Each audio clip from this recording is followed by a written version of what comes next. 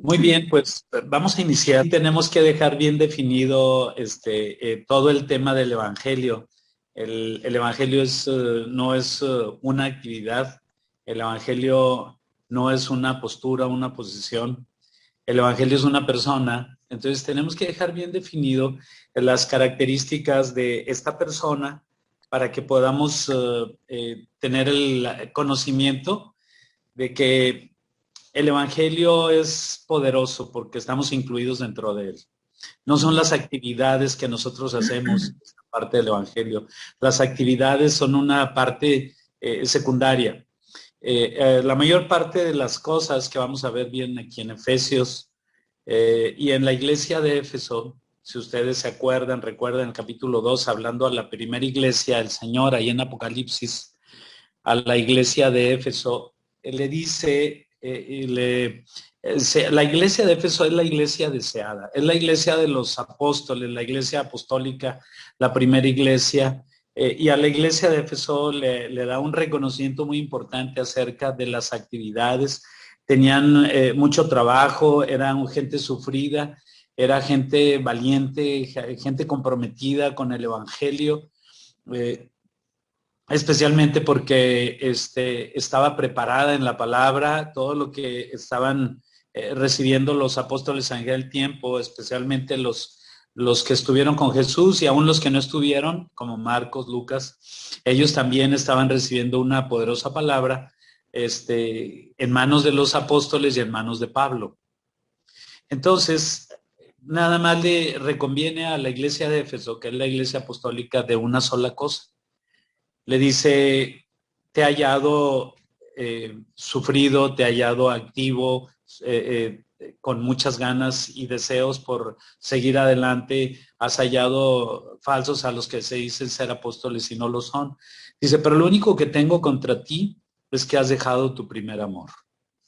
Por lo tanto, dice, arrepiéntete y haz tus primeras obras.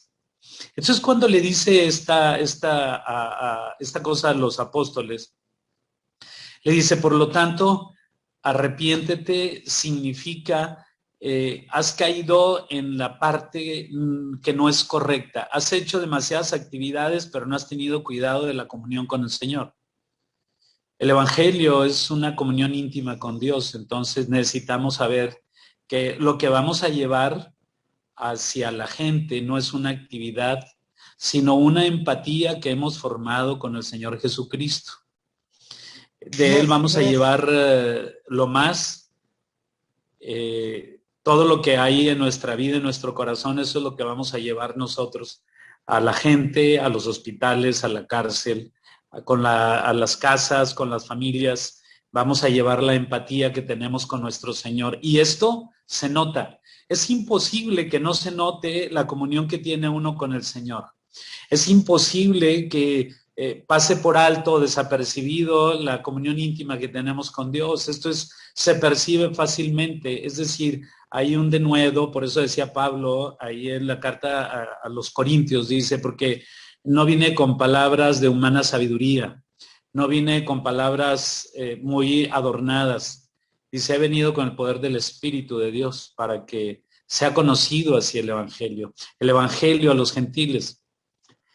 Entonces, habíamos visto la semana pasada, hay una cita en Romanos capítulo 8, verso 29, donde dice que a nosotros nos ha predestinado para que seamos hechos conforme a la imagen de su Hijo Jesucristo, para que Él sea el primogénito entre muchos. Es importante que nosotros reconozcamos que el Evangelio es nuestro Señor Jesucristo. El evangelismo son actividades que nosotros programamos para acercar a las personas al Evangelio, es decir, a Cristo. Pero el Evangelio en sí es una persona. Y hay aquí en esta cita, dice que nosotros somos hechos semejantes a la imagen de su Hijo. Y si me acompañan en una cita que vamos a ver en 1 Juan, capítulo 3. Muy bien. Entonces dice aquí en el capítulo 3, versículo 1, vamos a leer nada más 2 versos. Dice, mirad cuál amor nos ha dado el Padre para que seamos llamados hijos de Dios. Por esto el mundo no nos conoce, porque no le conoció a Él. Amados, aquí viene lo importante. Dice, ahora somos hijos de Dios y aún no se ha manifestado lo que hemos de ser. Pero sabemos que cuando Él se manifieste, seremos semejantes a Él, porque le veremos tal y como Él es. Entonces, si ustedes se fijan acá en la pantalla, empieza a decir algo muy importante. Dice, amados, ahora somos hijos de Dios y aún no se ha manifestado lo que hemos de ser. Pero dice, pero cuando Él, el Señor que está en nuestro corazón, el Jesucristo que invitamos a nuestra vida, con el que tenemos comunión íntima, con el que tenemos comunión a diario, dice, cuando Él se manifieste, entonces seremos semejantes a Él, que está sentado a la diestra del Padre. Dice, ¿por qué? Porque le veremos tal como Él es. Es decir, ahorita no podemos ver a Jesucristo sentado a la diestra del Padre, pero sí podemos ver la manifestación de Jesucristo en nuestra vida. Entonces lo que la gente está esperando no es una escritura, es la manifestación del Hijo a través del Espíritu Santo, porque ellos tienen ustedes se acuerdan, recuerdan de los 7 espíritus que envió Dios, que habla en Apocalipsis capítulo 1, los 7 espíritus que envió Dios por toda la tierra, ¿verdad? Escritos en Isaías capítulo 11, versículo 2. Esos 7 espíritus también están en toda la gente, así como la lluvia, el sol, el viento, el oxígeno, como las bendiciones del alimento, todo llega también a toda la gente. Así fueron repartidos esos 7 espíritus a la gente. En todos los tiempos fue repartido eso, para que la gente volteara al Señor y tuviera temor de Dios. Esos son el espíritu de Jehová, el espíritu de temor de Jehová, de consejo, de poder, de sabiduría, etcétera. Son los 7 espíritus que mandó el Señor a la tierra. Cuando tú vas a hablar del Evangelio, esos 7 espíritus pueden trabajar en sus corazones para que ellos puedan recibir, porque si tú buscas ahí en San Juan capítulo 8, verso 44, dice, y nadie puede venir a mí si el Padre no le trajere. Entonces nosotros hemos sido enviados a todas esas personas que aún no conocen del Señor, para que conozcan del Evangelio. Ellos necesitan conocer del Evangelio. No necesitan que les llevamos una cantidad de citas preparadas para ellos. Ellos quieren ver a Cristo. Ellos quieren ver al Señor, quieren ver algo más objetivo, más real, pero nosotros posiblemente no se los llevamos. Les llevamos algunas citas preparadas, como le hacen muchas doctrinas, pero nosotros llevamos el Evangelio en nuestro corazón y en nuestras manos. Llevamos el Evangelio en nuestra mente, llevamos el Evangelio en nuestra boca. Entonces tenemos que enseñarles lo que ellos necesitan conocer, no una actividad.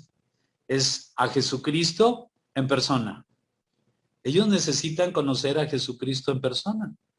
Entonces tenemos que llevarlo nosotros, hermanos. Tenemos que llevar a Jesucristo en persona para que ellos, este espíritu que nos anhela ardientemente, este espíritu que está aquí de Jesucristo, tiene que hacerse manifiesto para sus vidas. Es imprescindible que ellos lo reciban. Amén. Habíamos visto también un poquito la semana pasada que hay dos trabajos importantísimos para el propósito para el que fuimos diseñados. En Génesis, capítulo 2 habla acerca del diseño. Dice que Dios había preparado toda planta, dice desde antes de que fuera puesta en la tierra. Es decir, Dios ya había hecho un diseño acerca de todas las cosas que iba a poner sobre la tierra, la manera en cómo las iba a poner, la manera en cómo iba a preparar todo el campo para que esto fuera dispensado. Entonces, se estableció un orden en todo eso. Y nosotros fuimos diseñados para un trabajo y un propósito muy especial. En primera de Pedro 2:9, ahí encontramos que Dios nos llamó para que anunciáramos a todo el mundo, a las personas, específicamente a todas las personas, todas las maravillas del Señor, las virtudes, dice, de aquel que nos llamó de las tinieblas a su luz admirable. Y eso es muy importante para nosotros, porque es necesario que toda la gente sepa y entienda y conozca quién es Dios y la manera como necesitan ellos conocer a Dios. No como la conocimos nosotros, porque posiblemente nosotros batallamos un poquito más para entender y le rebuscamos y nos metimos a la escritura y nos la hemos pasado estudiando mucho tiempo para poder entender que el Evangelio es una persona. Entonces, el Señor puso otra tarea también a nosotros, que está en Efesios capítulo 3, versículo 10. Y en esta cita es muy importante también porque más adelante vamos a ver en Judas lo que habla acerca de estos ángeles. Dice en Efesios 3:10, dice, para que la multiforme sabiduría de Dios sea ahora dada a conocer por medio de la iglesia a los principados y potestades en los lugares celestiales. Es un trabajo que nos dejó también a nosotros. Entonces, si nosotros globalizamos la tarea que Dios nos ha dado, podemos enterarnos y sacar en conclusión que la tarea que nos ha dado Dios es una lucha espiritual.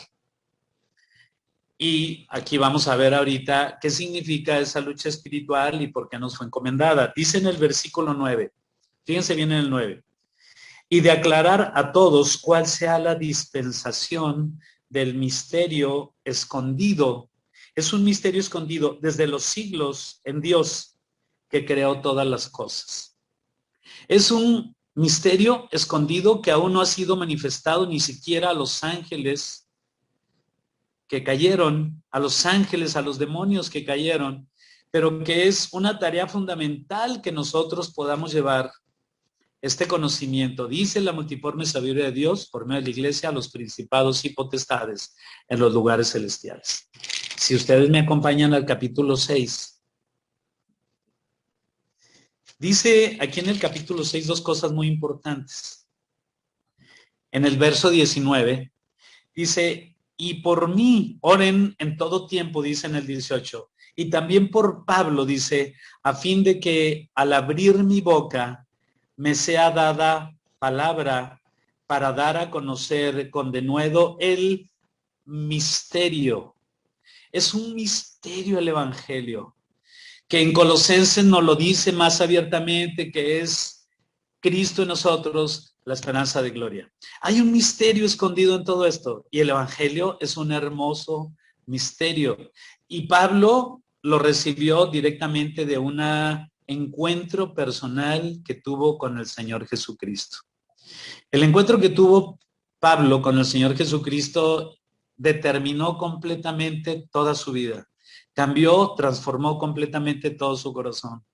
Cambió toda su óptica, cambió toda su visión, transformó su vida, entendió las cosas de la manera correcta. Toda la perspectiva que tenía Pablo acerca de Dios quedó por los suelos cuando tuvo un encuentro con Jesucristo. Entonces llegaron las palabras al corazón de Pablo porque toda la sabiduría, la inteligencia que fue despertada después en Pablo vino a causa del Espíritu Santo. Vino a causa de la vida de Cristo en su corazón y el Espíritu Santo que revelaba en Pablo todas las cosas que él recibía. Esto no quiere decir que no tenemos por qué estudiar la palabra, tenemos que estudiarla porque ahí viene esa parte de la lucha. Pero lo importante es que Pablo percibía perfectamente bien el Espíritu de Dios y el Espíritu Santo, porque dice en 1 Corintios 2, 10 al 12, que ese Espíritu le revelaba todas las cosas que Dios le hablaba. ¿Qué quiere decir esto? Que no nos debemos de preocupar por lo que hemos de hablar, por lo que hemos de decir, porque el Señor va a poner las palabras en el momento oportuno a la gente oportuna, a la gente que necesitamos llevar el mensaje. Entonces, no tenemos por qué preocuparnos porque no llevamos una palabra, llevamos una vida. Dice, tenemos que anunciar las virtudes desde el momento en que estábamos en la oscuridad hasta que llegamos a la luz. Es una etapa de tiempo, es un periodo en el cual nosotros recibimos algo de Dios. Posiblemente no lo entendamos todo en su totalidad, no lo entendamos, pero realmente recibimos grandes cosas y maravillas. Y tenemos que aprender a identificarlas porque Dios nos las ha dado. Hay una lucha espiritual a la que debemos de creer que el Evangelio pertenece como una parte importante de esta lucha espiritual. Dice ahí en mismo en Efesios, si ustedes me acompañan en el 6:12, dice, porque no tenemos lucha, capítulo 6, versículo 12 de Efesios, dice, porque no tenemos lucha contra sangre y carne, sino contra principados, contra potestades, contra los gobernadores de las tinieblas de este siglo, contra huestes espirituales de maldad en las regiones celestes. Por tanto, es necesario tomar toda la armadura de Dios con que nosotros podamos resistir en el día malo. Fíjese bien, aquí hay una gran diferencia de lo que nosotros podemos reconocer de la lucha espiritual. Aquí dice, para poder resistir.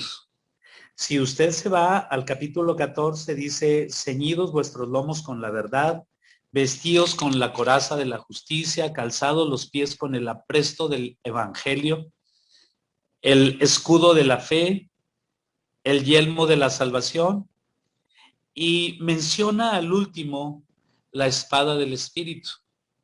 Las primeras herramientas son herramientas para resistir, herramientas para soportar, herramientas para no ser heridos, herramientas para aguantar, herramientas para poder detener. Pero hay solamente una herramienta de ataque.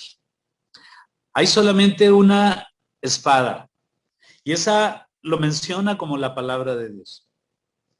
Entonces, el trabajo principal que nosotros tenemos no es tanto de ataque, no es tanto de ir a encarar, a enfrentar, más bien es de ir y demostrar a toda la gente el carácter de Cristo.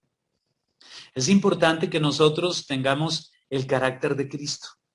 Como dice en 1 Corintios 2:16, y ahora nosotros tenemos la mente de Cristo. Y cuando nosotros vamos formando la mente de Cristo en nuestro corazón a través de la palabra, entonces empezamos a formar la mente de Cristo, empezamos a formar el carácter de Cristo, empieza la palabra a tomar un sentido en nuestro corazón y en nuestro espíritu. Por eso es importante saber que el trabajo fundamental de nosotros está dentro de un proceso que le llamamos nosotros lucha espiritual. El Evangelio es una parte muy importante de la lucha espiritual, porque Satanás quiere destruir a la humanidad a través de la homosexualidad, ya no se va a reproducir la gente, a través del aborto se va a acabar con los niños, a través de las drogas, a través del alcohol, a través de las pestes, a través de las enfermedades, a través de muchas cosas.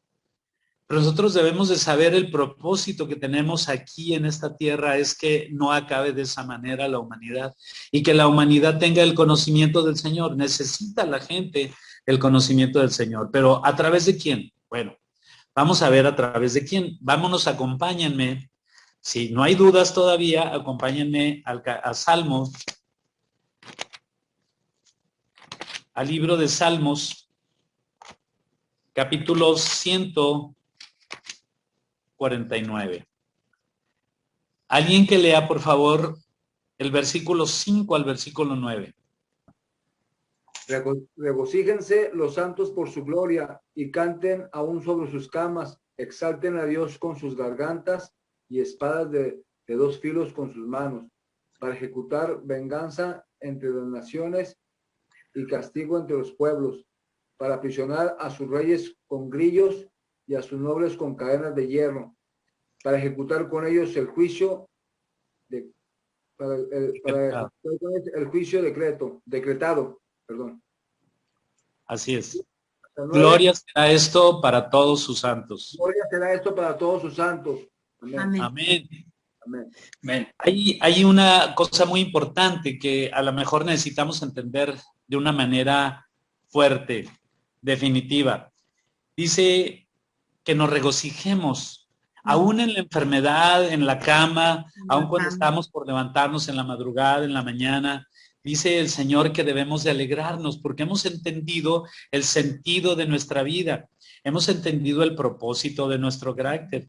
Pero dice a partir del versículo 7, dice, porque vamos a ejecutar venganza entre las naciones, castigo entre los pueblos. Vamos a aprisionar a sus reyes con grillos y a sus nobles con cadena de hierro. Fíjense el 9 lo que dice. Y vamos a ejecutar en todos estos espíritus, en estos ángeles caídos, dice, vamos a ejecutar el juicio que ya decretó el Señor sobre ellos. Es decir, el trabajo especial de la lucha espiritual donde es incluido el Evangelio tiene que ver con el trabajo que Dios nos ha dado como un propósito para nuestra vida.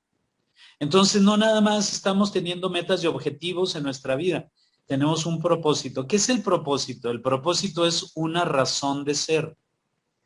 Es el significado de mi vida. Lo que yo hago es el producto y el fruto de lo que yo soy. Pero lo que yo soy es lo que dice esta escritura. Soy un hijo de Dios, pero también soy un soldado del Señor.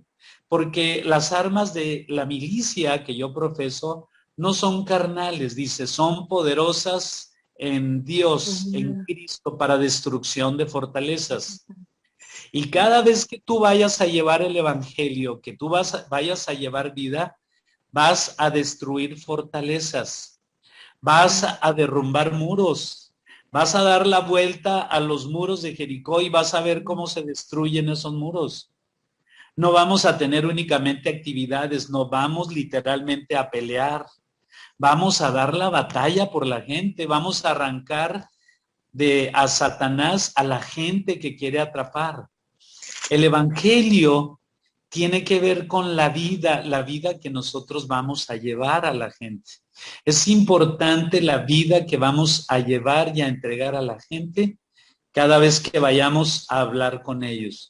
Ellos van a ver nuestro ejemplo, van a ver todo lo que sucede, se van a enterar del propósito, lo que está aconteciendo cada vez que lleguemos con ellos, aunque no llevemos la Biblia o aunque la traigamos en nuestra mano.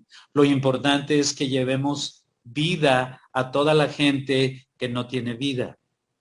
Y este trabajo, el de detener la obra de Satanás sobre la gente, es muy importante. Satanás no va a querer soltar a la gente.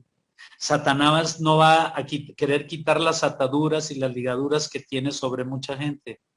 Pero nosotros tenemos que ir sobre ellos para que conozcan la vida y que ellos hagan una decisión en su corazón.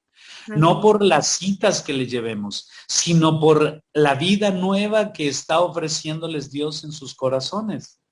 Porque a nosotros nos la ofreció, nos ofreció una vida nueva.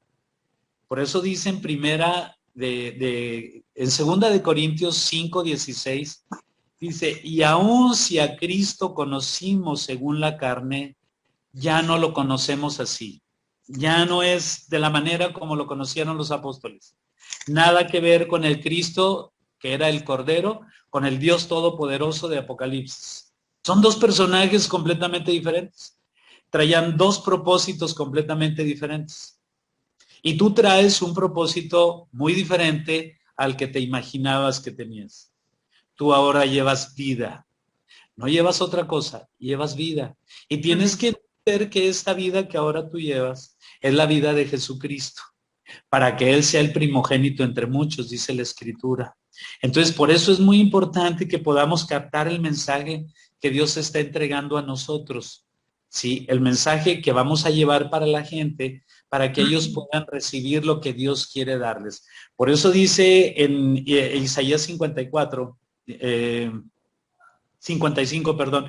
Por eso dice que su palabra no vuelve a él vacía, sino que va a hacer todo lo que puso como propósito sobre esa palabra para hacer sobre toda la gente. Amén. Dice, ¿por qué? Porque lo que tú te imaginas que yo pienso o lo que te imaginas que yo soy, no es igual a lo que realmente yo soy y a lo que realmente yo pienso. El camino que tú tienes es muy diferente al mío, pero yo quiero que te vengas al camino conmigo. Deuteronomio 30 nos dice a partir del verso 1, dice que todo el capítulo 30 nos dice que ha puesto la bendición en nuestras manos o la maldición que escojamos nosotros. La maldición para que mueras o la bendición para que vivas. Y le dice al pueblo de Israel, si quieres la bendición, entonces es a mi manera, no es a tu manera, es a la manera de Dios. Y nosotros hemos escogido la bendición a la manera de Dios. Por eso regresamos otra vez a Efesios. Y aquí en Efesios nos hace una énfasis muy especial.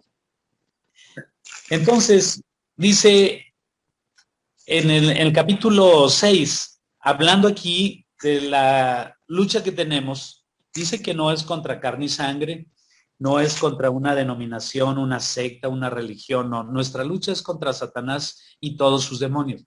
Pero un arma muy importante es el Evangelio.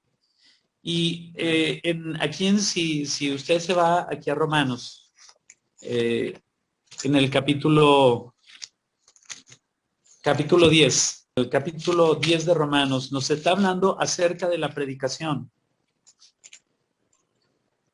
Dice a partir del verso 8, mas ¿qué dice? Cerca de ti está la palabra.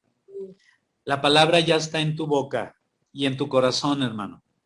Esta es la palabra, dice, es la palabra de fe que predicamos. Si ustedes no creen que tienen la palabra en su corazón, posiblemente no lo habían estudiado, pero la palabra de Dios, toda esta palabra que tenemos en la mano, está ya en nuestro corazón. Amén. Toda esta palabra. Esta palabra tiene que ver con la vida de Jesucristo. Jesucristo está en nuestro corazón, entonces dice que es el verbo hecho carne. Este verbo hecho carne ahora vive en nuestro corazón. Él es la palabra, pero no la conocemos hasta que la leamos. Dios les dio la tierra prometida a los israelitas y les dijo, todo lo que pisare la planta de tu pie es tuyo, te pertenece. Igualmente, Dios nos dio toda esta palabra y nos dice, toda la que pisares, toda la que leyeres y recibieres la revelación es tuya. No sé si se acuerdan que leímos Deuteronomio 29:29. Dice, porque lo secreto le pertenece a Dios, pero lo revelado nos pertenece a nosotros y a nuestros hijos eternamente, perpetuamente. Entonces, todo lo que Dios nos da, dice que nos lo da eternamente, no nos lo da para el tiempo que nos portemos bien y nos lo quita cuando nos portemos mal. Dios no es mezquino. Dios nos da las cosas y dice que los dones y el llamamiento de Dios son irrevocables. Entonces, así consideramos todas las cosas que Dios nos ha dado.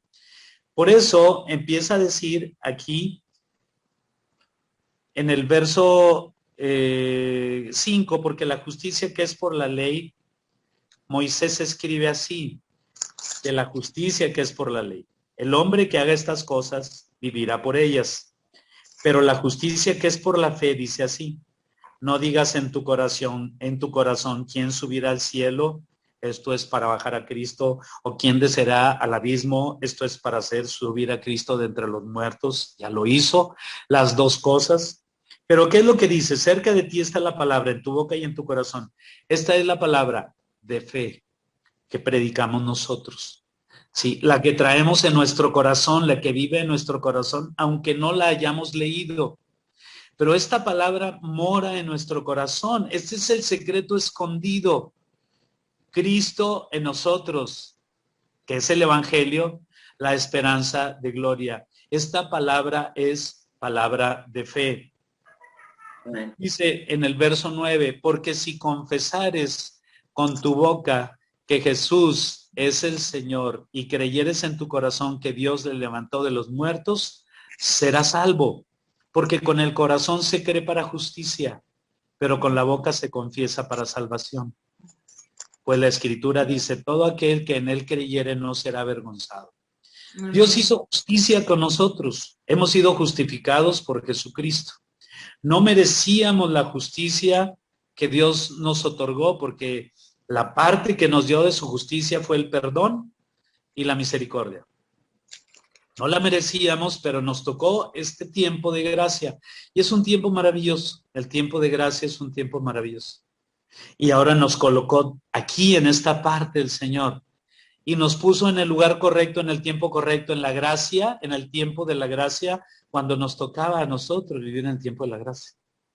Fíjense bien, nos estamos viendo muchos aquí de nosotros. Estamos varios conectados. Nos tocó la tecnología que jamás pensaron nuestros hijos cuando tenían más o menos unos 8 años, hace 20 años. Estoy hablando de hace poquito de tiempo. Estamos gozando de una tecnología que no imaginamos nosotros hace 20 años. Así es. Yo veía a Dick Tracy en el periódico, en el Siglo, y veía que agarraba su reloj y ahí platicaba con su jefe. Yo decía, ay, qué cosas tan absurdas, ¿verdad? Lo que hacen para ganar dinero. Pero es tan real ahora que nos quedamos atrás. Entonces, sigue diciendo algo tan valioso y tan importante que esto debe tocar nuestro corazón. Si esto no mueve nuestro corazón, entonces quiere decir que no está Cristo en nosotros y tenemos que invitarle para tener un encuentro personal con él, así como lo hizo Pablo, que fue tumbado del caballo, que quedó enceguecido por esa luz tan grande y resplandeciente y se tuvo que ir a una casa como cualquier ciego. Dice a partir del verso 13, porque todo aquel que invocar el nombre del Señor será salvo. ¿Cómo pues invocarán a aquel en el cual no han creído? ¿Y cómo creerán en aquel de quien no han oído? ¿Y cómo irán sin haber quien les predique? ¿Y cómo predicarán si no fueren enviados? Como está escrito, cuán hermosos son los pies de los que anuncian la paz, de los que anuncian el Evangelio. Amén. El Evangelio es una buena noticia. En el diccionario dice una noticia feliz, una buena noticia, una buena nueva. Bueno, Entonces, tiene el significado, es exactamente el mismo. Es algo que ellos necesitaban, que toda la gente necesita. Todos necesitamos una noticia feliz, una buena noticia, pero no hay quien lleve esta buena noticia. Todos nos cohibimos, todos nos retraemos porque pensamos que no sabemos hablar cuando la palabra está en nuestro corazón y dice en nuestra boca, así como lo dice el versículo 8. En nuestra boca y en nuestro corazón está la palabra, porque esta palabra que está en papel está viviendo en nuestro corazón en espíritu, porque dice que la letra mata, mas el espíritu da vida.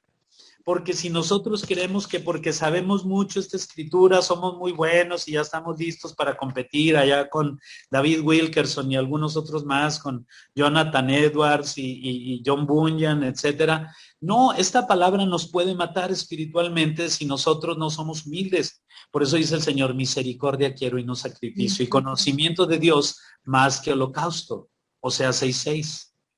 Entonces lo que el Señor está diciendo es que yo quiero que lleven vida. Yo no quiero que lleven palabra de humana sabiduría. No, no vamos nosotros a compararnos con personajes como ellos, porque ellos tenían avivamientos tremendos. Jonathan Edwards, David Wilkerson, mucha gente predicaba con mucho entusiasmo, con mucho. Se entusiasmaban, se gozaban con lo que decían. Entonces, ¿qué es lo que tenemos que hacer nosotros? Entender de la manera como lo entendieron ellos, que teníamos que repartir vida, la vida que tenemos nosotros. Vamos a repartirla, no vamos a guardarla. Esta palabra es vida, en nuestro corazón está la vida y vamos a repartir la vida, vamos a entregarla.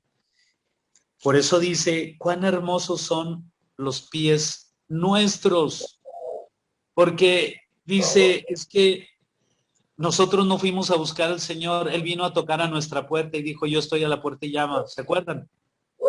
Bueno, así el Señor va a ir a tocar a la puerta de todos estos corazones. Y te va a usar a ti y me va a usar a mí. Nos va a usar a nosotros. Va a empezar a trabajar con cada uno de nosotros de muchísimas maneras. Pero tenemos que saber cuál es el propósito nuestro. ¿Quiénes somos nosotros? ¿Por qué fuimos constituidos como somos constituidos? ¿Para hacer qué cosas? Porque lo importante de nosotros no es lo que hacemos. Lo importante de nosotros es lo que somos, para lo que fuimos hechos. Y si en Salmo 149 dice que yo voy a ejecutar el juicio decretado por el Señor sobre todos esos espíritus, es que yo voy a hacerlo. Si me acompañan en una escritura, digo, es que es importante saber quién va a ir a llevar el evangelio, ¿verdad? Por eso le estoy dando estas citas. Ahí en el capítulo 2 de Apocalipsis, dice en el versículo 26, dice, al que venciere y guardare mis obras hasta el fin, yo le daré autoridad sobre las naciones y la regirá con vara de hierro. Está hablando a la iglesia de Tiatira. Al que venciere y guardare mis obras hasta el fin, todo lo que dice la Escritura, yo le daré autoridad sobre las naciones y la regirá con vara de hierro y serán quebradas como vaso de alfarero, como yo también la he recibido de mi Padre. ¿Te das cuenta dónde te va a colocar el Señor? Al que venciere, dice. Ahora vete al capítulo 12, de ahí mismo de Apocalipsis. Porque aquí está escrito en el libro de Apocalipsis esta hermosa palabra que vamos a llevar nosotros. Fíjate, los profetas te dicen todo lo que va a hacer Dios en este tiempo que estamos viviendo. Y el Apocalipsis te dice cómo lo va a hacer. Dice en el verso capítulo 12, dice, apareció en el cielo una gran señal, una mujer vestida de sol con la luna debajo de sus pies y sobre su cabeza una corona de 2 estrellas, y estando encinta clamaba con dolores de parto en la angustia del alumbramiento. También apareció otra señal en el cielo, he aquí un gran dragón escarlata que tenía 7 cabezas y 10 cuernos y en sus cabezas 7 diademas, y su cola arrastraba la tercera parte de las estrellas del cielo y las arrojó sobre la tierra, y el dragón se paró frente a la mujer que estaba para dar a luz a fin de devorar a su hijo tan pronto como naciese. Está hablando de la mujer. Y ella dio a luz un hijo varón que regirá con vara de hierro todas las naciones. ¿Te acuerdas de Génesis, digo, de Apocalipsis 2:26, verdad? Que regirá con hierro a todas las naciones, y su hijo fue arrebatado para Dios y para su trono. Entonces, empieza a hablar acerca de la iglesia vencedora, la iglesia que venciere. A todas, a las 7 iglesias, les habla acerca del que venza. A 5 reprende y a 2 no reprende. Posiblemente está hablando de estas 2, que es Éfeso y Esmirna, la iglesia sufriente, la iglesia doliente y a la iglesia fiel. Está hablando de este hijo varón. Este es la iglesia que ha sufrido, que se ha sentido cansada, agotada durante tantos años trabajando. Entonces, aquí está hablando precisamente de una lucha y tenemos que vencer. Nosotros estamos en una lucha. Lo menciona enfáticamente en Ezequiel capítulo 28, a partir del verso 12, habla acerca de todo el juicio que tuvo sobre Satanás. Pero también habla acerca del trabajo que iba a hacer la gente sobre él. Serás espanto, dice, y para siempre dejarás de ser. Entonces, el enfoque que le está dando el Señor al evangelio en la lucha espiritual tiene que ver con nuestros pies. Por eso tenemos que calzar el apresto del evangelio, es decir, nosotros tenemos que modificar nuestro carácter para poder llevar el evangelio, porque hay gente que tiene un carácter muy especial, al Señor no le sirve. Hay gente que tiene el carácter muy débil, al Señor no le sirve. Hay gente que tiene el carácter tan débil que gritan por todo y se enojan por todo. Entonces el Señor quiere el carácter de Cristo, no quiere nuestro carácter, porque para llevar el evangelio, Él quiere el carácter de Cristo. Él necesita que llevemos el carácter de Cristo para poder anunciar las buenas noticias. Todavía no empezamos con las buenas noticias. Estamos ahorita nada más en la esencia de nuestra razón de ser. Sí, nuestra razón de ser es Cristo en nosotros, la esperanza de gloria. Vamos a empezar a tomar varias partes de lo que es el evangelio a la gente en la razón de la predicación del Evangelio, la obra del Espíritu Santo, el Espíritu de Jesucristo en nosotros y la lucha que vamos a enfrentar con Satanás en el Evangelio. Cuando tú empieces a ver la oposición, cuando empieces a predicar el Evangelio a la gente, en donde sea, vas a empezar a ver resistencia, vas a empezar a ver oposición, pero también vas a ver ataque. Por eso dice el Señor que estas armas, las armas de nuestra milicia, que son poderosas, dice, Dios las preparó para que podamos resistir en el día malo. Eso dice en Efesios capítulo 6, verso 14. Dice, para poder resistir en el día malo. Y el Evangelio es la principal, hermano. La verdad es muy importante. La salvación es muy importante. La justicia es demasiado importante. Pero el Evangelio es el centro. Así, si se moviera esta palabra sobre un eje, bueno, el eje sería el Evangelio.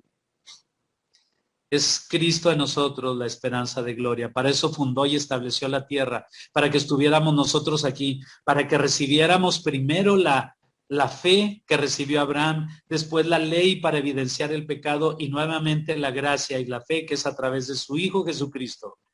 Si todo girara alrededor de un tema, sería el Evangelio. Por eso es tan importante que nosotros sepamos qué es lo que vamos a hacer allí en la calle, qué es lo que vamos a hacer nosotros el día de mañana predicando la palabra. Ese es el tema que vamos a ver en las siguientes semanas. Amén.